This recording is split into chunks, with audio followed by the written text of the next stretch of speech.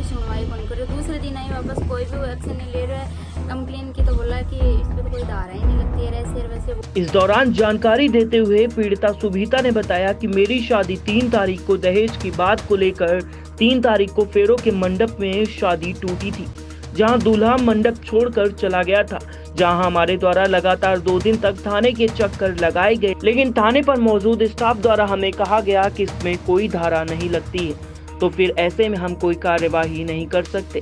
फिर कल जब हमें पता चला कि लड़का अजय मेरे भाई की होने वाली मंगेतर से शादी कर रहा है, तो हम नए मामले पुलिस अधीक्षक के पास पहुंचे, जहां उनके द्वारा हमें कहा गया कि वे कैसे भी करके शादी को रुकवाने आएंगे और कार्यवाही करेंगे, लेकिन देर रात तक उनके द्वारा कोई कार्यवाही नहीं की गई और लड़का जिसने शादी भी कर ली, जिसके बाद हम कल रात ही ददिया थाने के बाहर धरने पर बैठे हैं। सुभीता ने कहा कि हमारी मांग है कि शादी में हमारे जो पैसे लगे थे वो हमें वापस मिले और दूल्हे और उसके परिवार के सदस्यों की गिरफ्तारी की जाए।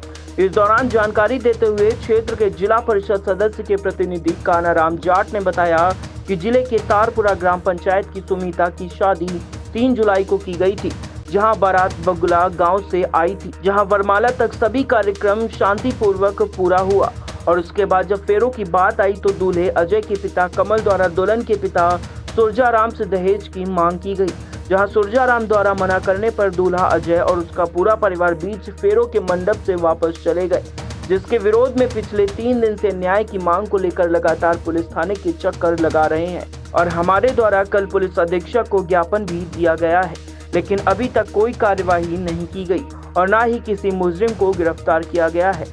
ऐसे में अब हमारे द्वारा ददिया थाने पर कल रात से धरना शुरू किया गया है, जो तब तक जारी रहेगा जब तक कि पुलिस द्वारा दूल्हे एवं उसके पिता और परिवार के सदस्यों की गिरफ्तारी नहीं की जाती। पिछले 3 तारीख को सुभीता की जो शादी होनी थी, बारात यहाँ पहुँच चुकी, वरमाला का प्रोग्राम हो चुका, खाने का प्रोग्राम हो चुका।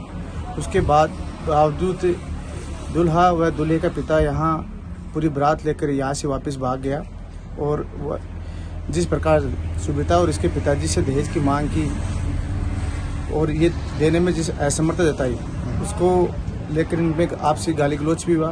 फिर दोनों दूल्हे का पिता और दूल्हा दोनों पूरी बारात यहाँ से लेकर चला गया। उस मामले में लेकर हम पिछले 3 दिन से यहाँ 3 तारीख से लेकर आज 6 तारीख होने को है दादिया पुलिस थाने पे धरने पे बैठे हैं।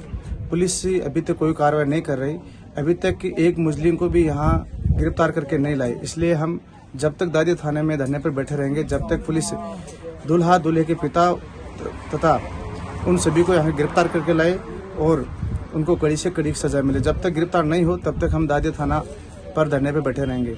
कानाराम जाट, जिला परिषद सदस्य प्रतिनिधि। 3 तारीख से हम थाना का मार चक्कर काट रहे हैं, कोई सुनवाई कौन करे। दूसरे दिन आई वापस, कोई भी एक्शन नहीं ले रहा है। कंप्लेन की तो बोला कि इस पे तो कोई धारा ही नहीं लगती है, ऐसे वैसे बोल रहे हैं। और फिर कल एसपी के पास गई तो उसने बोला कि ना कल मैं ये शादी रुकवा दूंगा कैसे भी करके और लड़के को अरेस्ट कर लूंगा। फिर भी सुनवाई नहीं की और नाइट से धरने पे बैठे हैं। किसी ने कुछ नहीं बोला और कोई बात भी नहीं कर रहा है। यहाँ पे सब लोग मिले हुए हैं और मेरी तो यही मांग है कि मेरा जितने घर वालों का खर्चा लगा वो वापस करे और उनको कड़ी से